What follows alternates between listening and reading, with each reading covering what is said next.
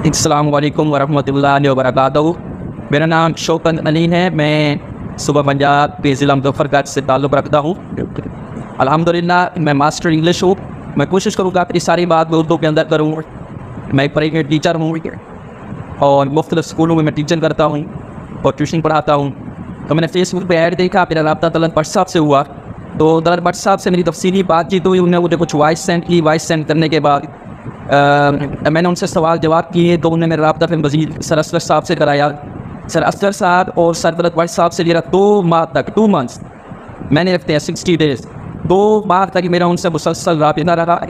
इस रास्ते के दौरान मैं उनसे हर तरह के सवाल करता रहा, डिजिटल मार्केटिंग, सोशल मीडिया के हवाले से।